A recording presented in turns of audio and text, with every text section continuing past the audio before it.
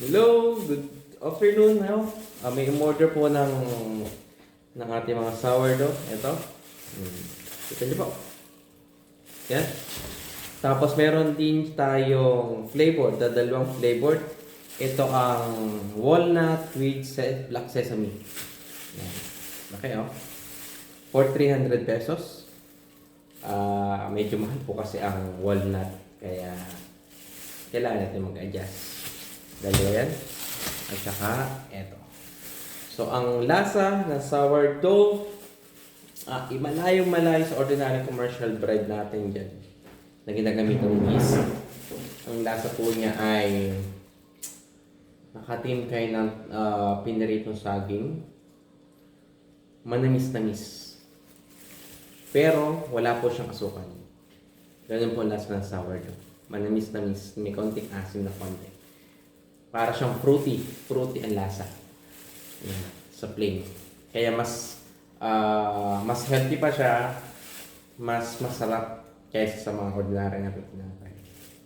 At ito po ay, tinapay na to ay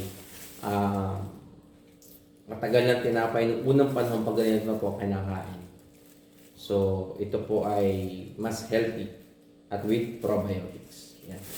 So, pakain natin. At i-deliver ko pa po siya. Okay. Meron tayo nabili sa Shopee. Ito na lang, sa Shopee na packaging. Siyempre, mahal ang ating tinapay. So, gandahan naman natin ang packaging. Okay.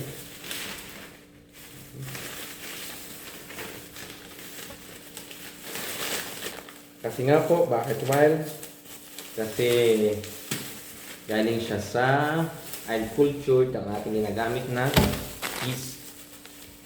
Wala po tayong ginagamit na any kind of commercial na dried yeast. Ang gaan, no? Ito po, andun nito is almost kilo.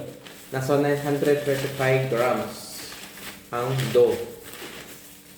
So, syempre, gagaan na siya kasi mawawala na yung water. At mag-expand na, magkakaroon na ng air. Ng hangin. So, yan.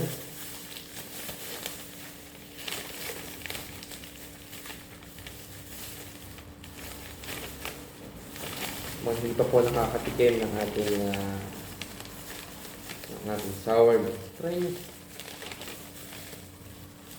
Mas healthy po siya kaysa doon sa ating mga commercial.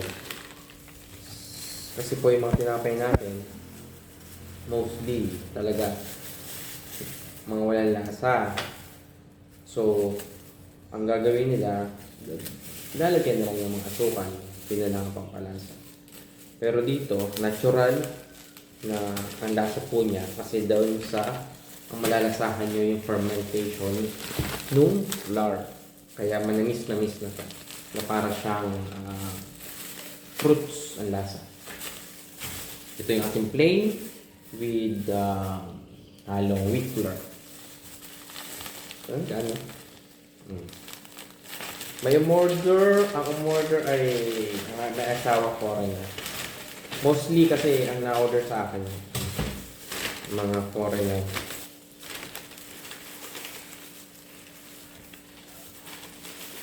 Yung isa mo order ng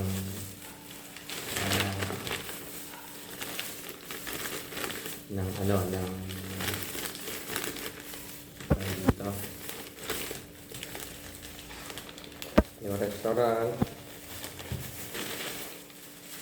So we're packing, and we're delivering the sourdough today.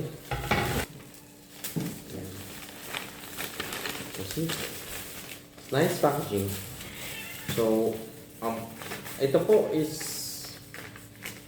10 pesos ang packaging natin. Pero mag-invest tayo kasi mahal naman siya. Kailangan natin maging presentable.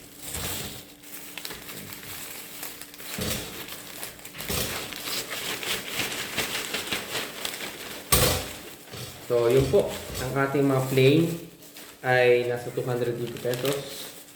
Tapos, yung ating flavored ay 300 pesos. Okay po.